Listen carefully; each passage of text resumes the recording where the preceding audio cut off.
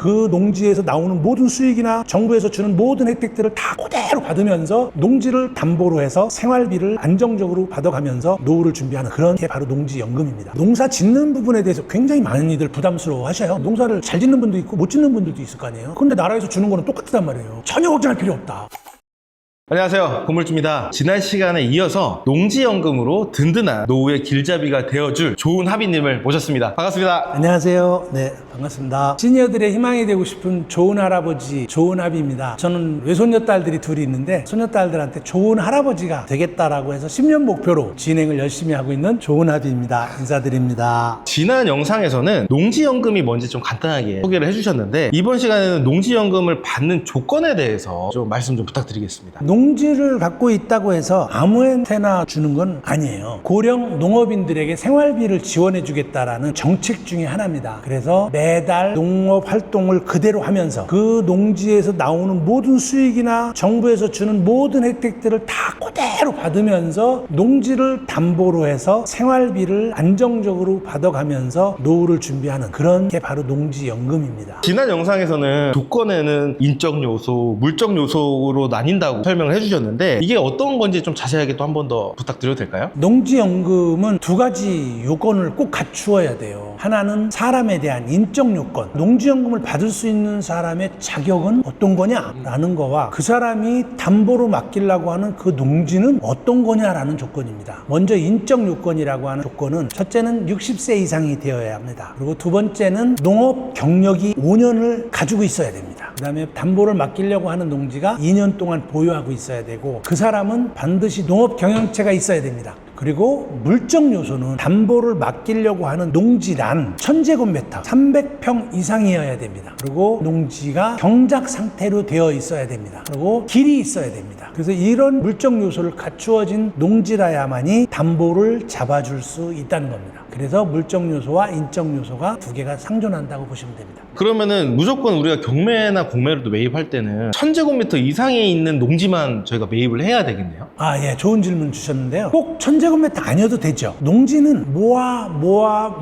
모아서 1000제곱미터가 되면 그때부터는 물적 요소 중에 하나인 1000제곱미터가 충족된 겁니다. 그러면 이제 그 물적 요소 중에 두 번째인 경작 상태는 모아서 또 경작을 하고 있으면 되겠죠. 또 그 경작되어진 농지가 모아서 도로가 각각 있는지 없는지만 확인하면 되겠죠. 이렇게 물적 요소를 갖추어 가면 됩니다. 이게 300평 정도 되는 거를 한 방에 해야 되기 때문에 금액대도 좀 부담되고 그런 물건을 찾기도 어려울 것 같았는데 30평, 50평, 100평, 30평을 모아서 그 세 가지 조건, 그 조건이 된다라고 하면은 상관이 없는 거네요. 네네네. 전국에 지역이 되게 다양하잖아요. 네네. 부산도 있을 거고 거제도도 있을 거고 지역은 상관이 없나요? 농업 경영체가 있으면 그게 해결이 돼요. 좋은 예로 저 같은 경우는 거제도에도 있고 해남에도 있고 대전에도 있고 예산, 논산, 아산, 당진, 화천.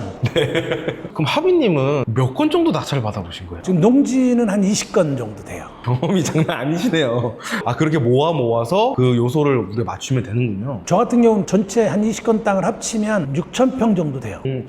아니, 그러면 아까 말씀하셨던 게 농업 경영체라고 얘기를 하셨는데 농업 경영체가 없으면은 지역마다 저희가 구매를 할 수가 없는 건가요? 그렇죠. 우리가 농지를 살려면 농지 취득 자격 증명원이라는 게 있어야 되는데요. 이게 농업인들이 아니면 받기가 어려워요. 우리나라 법에 경자유전이라고 되어 있습니다. 농사를 짓는 사람이 농지를 보유해라. 그래서 경자라는 거를 입증해 주는 게 농업 경영체입니다. 국민이 주민등록증을 받듯이 농민의 신분증이라고 보시면 됩니다. 그 농업 경영체를 획득을 해야 되는 거죠. 저도 그렇고 저희 부모님도 그렇고 농사를 안 지으시는데 이게 되나요? 그거를 받기 위해서 과정을 거치셔야죠. 농업경영체라는 게 그렇게 어렵지만은 않다. 근데 농업경영체를 받으려면 농지가 있어야 농업경영체를 받잖아요. 근데 농지를 살려면 농지 취득 자격증명원이 있어야 사는데 양수겹장인 거예요. 아무것도 못하게 돼 있는 거예요. 하지 말라는 거 아닌가요? 하지 말라는 거잖아요. 근데 하라는 거예요. 어떻게? 임대를 해서 일단 농업경영체를 만들으라는 거예요. 우리가 집이나 사무실 얻는 것처럼 월세를 말씀하시는 건가요? 네, 임대 농지는 세 부류가 있습니다. 하나는 한국자산관리공사에서 국유지를 임대해 주는 게 있고요. 농지은행에 가면 농지연금을 받으시는 분들이라든가 또는 연로하신 분들이 내가 도저히 농사를 질 수가 없으니까 내 농지를 좀 임대를 좀 놔줘 라고 해서 농지은행에다 맡겨놓은 농지가 있습니다. 그거를 빌리는 방법이 있고요. 또 하나는 내가 8년 이상 농사를 지었는데 내가 도저히 농사를 질 수가 없으니까 내 농지를 좀 임대할 사람 없어? 라고 했을 때 그 임대를 받아서 할 수 있는 그 세 가지 방법이 있습니다. 임대를 하는 것도 또 조건이 또 있는 게 있나요? 자산관리공사의 임대 농지는 매주 뜹니다. 토지에 들어가서 전답 과손을 치고 임대를 치면 임대 농지가 뜹니다. 그거를 낙찰을 받으시면 되고요. 굉장히 쌉니다. 거기에 나와 있는 금액은 뭐 89,000원, 이게 1년에 89,000원이라는 겁니다. 1년에 89,000원이요? 예. 그다음에 농지은행에 가면 또 굉장히 쌉니다. 그 농지은행에서 만약에 뭐 5만 원에 빌렸다. 농지은행에서 4, 5, 20, 2,000원 띄고 그다음에 나머지 금액은 임대하신 할아버지한테 할머니한테 1년에 한 번씩 줍니다. 그러니까 그분이 만약에 농지연금을 받고 있다. 그럼 농지연금 받으면서 그것도 받는 거죠. 그렇게 하는 겁니다. 임대 농지는 농지 취득 자격 증명원이라는 조건이 필요 없습니다. 전국 어디든 누구나 신청할 수가 있습니다. 그리고 그걸 가지고 농업 경영체를 확보를 하는 겁니다. 제가 만약에 서울 살고 있어요. 네. 그러면 서울 부근에 있는 농지만 임대를 해야 되는 거잖아요. 아니요. 제주도 것도 해야죠. 그게 되나요? 네. 자산관리공사에 뜬 그 농지는 무조건 누구나 살 수가 있어요. 네버 컨디션, 전혀 조건이 없어요. 그냥 입찰해서 낙찰되면 내가 거기 낙찰받고 그것도 보증금도 5%밖에 안 내요. 낙찰받고 받은 날 그냥 그 시간에 바로 잔금 납부해버리고 그때부터 경지 정리하고 농산물 심어가지고 농산물진흥원, 농관원이라고 그러죠. 거기다가 경영체 신청을 하면 15일에서 한 달 사이에 농업 경영체가 나옵니다. 저는 진짜 완전 신세계예요, 신세계. 저는 주변에 일부러 임대를 주셔가지고 주말 농장을 하시는 분이 많거든요. 그거 하면 안 되겠네요. 농지를 임대로 해서 낙찰을 받아서 거기에다가 주말 농장도 할 겸 농업 경영체까지 또 취득할 수 있는 시간도 필요한데 우리나라의 그 농지법에 제재 조건이 있어요. 개인 간의 임대는 불법이고 범법이에요. 바뀌었어요. 근데 8년 이상 작용을 하신 분이 나이가 70세 이상 된 분은 자기가 농사를 못 지니까 누구한테 일임을 할 수 있다. 또 상속받은 농지는 그렇게 할 수가 있다. 단 내가 농지를 하나 사서 내가 농사 짓기 싫으니까 누구한테 임대를 준다? 안 됩니다. 그리고 농사를 안 짓는다? 그러면 법에서 정해줍니다. 1년 동안에 농사를 안 지으면 경고가 떨어져요. 농사를 지어라 했는데 안 지었어. 그러면 그때 독촉이 나옵니다. 이거 언제까지 농사 안 지으면 이거 처분 명령이 내려갑니다. 그래서 2년이 됐는데 농사를 안 지었다. 그러면 그때부터는 무조건 강제적으로 처분 명령이에요. 처분을 안 하면 1년에 한 번씩 공시지가의 25%씩 벌금으로 때립니다. 재산세 말고 이거는 벌금이에요. 공시지가의 25% 이하로 샀다면 1년에 한 번 벌금으로 그 땅이 날아가는 거예요.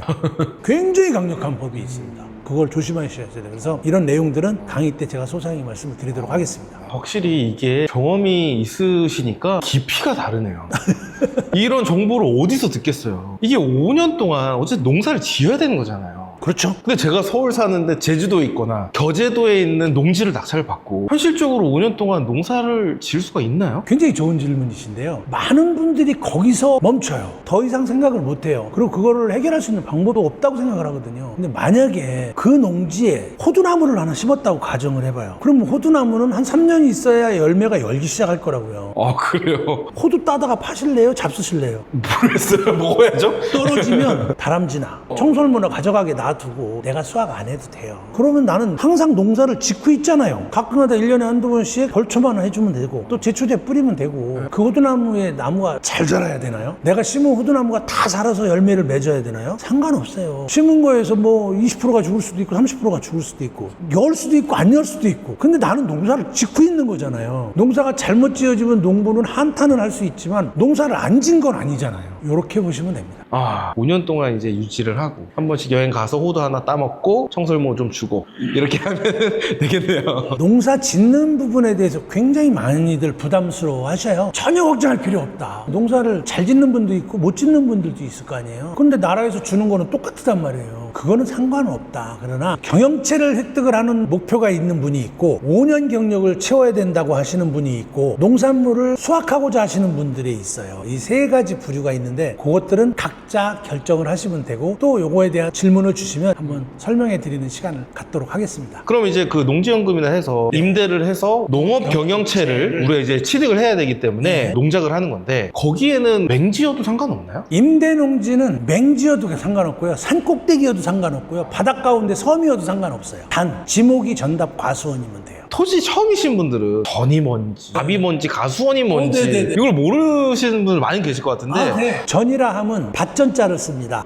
전답하고 답이라는 거는 뭐냐면 논답자입니다. 논이라는 거예요. 그리고 과수원은 뭐 다 알다시피 과실수가 심겨져 있는 땅이라는 거죠. 근데 과수원에다가 벼를 심어도 되고 논에다가 과수를 심어도 되고 밭에다가 벼를 심어도 되고 과일 나무 심어도 되고 상관없어요. 전답 과수원 농지라는 거죠. 근데 요즘에 굉장히 재밌는 게 뭐냐면 이종영농이라 그래서 논에서는 벼를 심잖아요. 근데 논에다가 콩을 심으면 나라에서 보조금을 더 많이 줘요. 밭에다가 상추를 심어야 되잖아요. 근데 거기다가 벼를 심으면 더 많이 줘요. 왜냐면 한 지목에다가 논작물만 심으면 땅의 힘의 지력이 약해지니까 다른 작물을 자꾸 심어서 교대로 돌아가면서 심으라는 거예요. 국가 전체적으로 볼 때는 식량이 확충되는 거죠. 그런 정책을 쓰고 있습니다. 굉장히 좋은 거고 재밌는 거예요. 너무 새로운 얘기를 너무 많이 들어서 처음이라서 그렇죠. 네, 너무 지금 즐거워요. 다가고 저희가 들으면 그런 마음이거든요. 네네네. 그래서 이제 농업 경영체라는 게 이제 취득이 된 상태라 그러면 농취증이 이제 좀 쉽게 나오는 거죠. 그렇죠. 우리가 농업 경영체를 취득을 해야 되는데 굉장히 좀 까다롭다고 얘기를 들었어요. 저 같은 경우는 농업 경영체를 따려고 하시는 분들한테는 Q&A를 제가 따로 작성을 해드려요. 농관원 직원들한테 전화가 온다든지 혹시 또 만나서 이렇게 얘기를 할 때 답변할 수 있는 아주 편한 방법의 Q&A를 사례를 만들어서 다 그분들한테 배포를 해드려요. 그거 가지고 그냥 답변하시면 되고요. 그 답변도 한번 읽어만 보셔도 답변할 수 있는 그런 내용들이에요. 근데 그걸 모르면 그때부터는 버벅거리고 당신이 농사를 안 지었잖아, 당신 땅이 아니잖아, 이렇게 얘기할 수가 있거든요. 근데 그거만 한번 읽어보면 아니야, 나 이거 내 땅이야, 내가 농사 지었어, 나 어저께도 갔다 왔는데, 어저께도 풀 베고 왔는데, 뭐 이렇게 얘기할 수 있다는 거죠. 그래서 다 준비가 돼 있습니다. 1대1 코칭반에서만 네네. Q&A에 대한 리스트를 또 네, 다 주신다고. 네네. 그래도 딱 하나 자주 하는 좀 질문 뭐 이런 거 있잖아요. 리스트 중에 딱 하나 뭐 당신이 심었어요? 라고 하거든요. 네, 제가 심었어요. 선생님이 직접 가서 심었어요? 라고 물어볼 수도 있어요. 네. 갔는데, 아이고, 제가 일할 줄 아나요? 그럼 마침 거기 이제 제가 인력사무소에다 얘기를 해가지고 사람 하나 써가지고 그분한테 이거 깨 심어달라 그랬어요. 그래서 아이고, 저는 한 3포기 심었는데 못 심겠더라고요. 근데 그분이 한 150포기 심었어요. 농사는 내가 농사를 직접 지어야 되는 방법도 있고 내가 돈 주고 시키면 되는 거예요. 그러니까 이게 정말 실전 경험이 없으면 절대 못하네요. 답변 못하죠. 네. 근데 만약에 답변을 질문을 했는데 제가 막 그랬어요. 안 해요. 그럼 안 나와요. 안 나와요? 안 나와요. 다시 신청을 하면 되잖아요. 다시 신청하면 해야죠, 뭐. 그리고 저 같은 경우는 이제 다시 신청하라고 안 하고, 아니, 내가 당신이 얘기할 때 그때 당시 뭐 머리가 아파서 내가 못했어, 이빨 아파서 버벅거렸다고 할 수도 있잖아요. 나는 민원을 넣은 거야. 그러니까 민원을 넣은 거니까 네가 해줘야지. 잘못된 거 있으면 얘기 내가 가서 고칠게. 이렇게 얘기해서 해달라고 그렇게 하라고 하거든요. 내가 해야 될 권리와 의무가 있고, 그 사람이 해야 될 권리와 의무가 있는 거예요. 그리고 단 이거는 민원이기 때문에 민원 서류 들어간 거잖아요. 신청 서류 들어간 거잖아요. 기간이 한 달이니까 기간은 해줘야죠. 근데 뭐 굳이 싸워가면서 할 필요는 없고. 그렇죠. 거기에 대한 또 대처 방안까지도 다 알고 그럼요, 계시니까. 그럼요. 그런 거 Q&A에 다 들어가 있어요.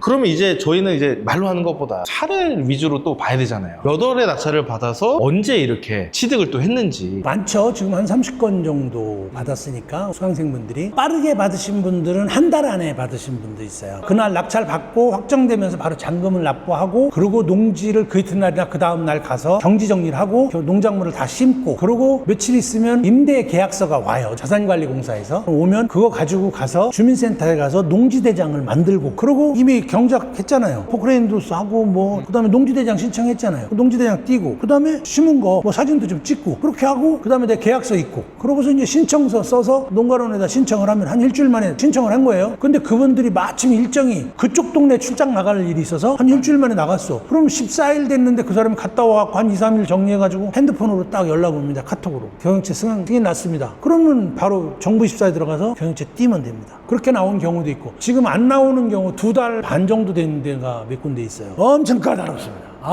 거기는 아주 유명해요. 지역 한번 말씀드릴까요? 그거는 이제 저희 라이브 또 네, 해주시는 네. 분들한테만 네. 또 알려주시면 또 좋을 것 같아요. 어느 지역은 어떤 주안점을 두고 보고 어떤 형태로 뭐 나가고 뭐 그런 거 다 다르더라고요. 너무 재밌어요. 근데 궁금하긴 하네요. 어떤 지역일까? 연천. 연천. 오늘 이제 영상 보신 분들 제가 사실 얘기를 안 드리려다가 저도 궁금하고 그래서 제가 한번 솔직히 여쭤봤습니다. 연천이래요, 연천. 그럼 오늘 이제 조은하비님을 모시고 농지연금과 농업 경영체 관련해서 인터뷰를 또 진행을 했는데 조은하비님한테 제가 좀 부탁을 해서 세미나를 좀 진행을 하기로 했습니다. 라이브로 또 진행하는 세미나가 있는데요. 고정 댓글 확인해 주셔서 농지연금에 관심 있으신 분들 같은 경우에는 단톡방에 들어오시면 조은하비님 라이브 진행하는 세미나 링크를 또 보내드리도록 할 테니까 많은 관심 가져주시면 좋을 것 같습니다. 오늘 나와주셔서 감사하고요. 더 유익한 영상으로 찾아뵙도록 하겠습니다. 감사합니다. 감사합니다. 수고하셨습니다.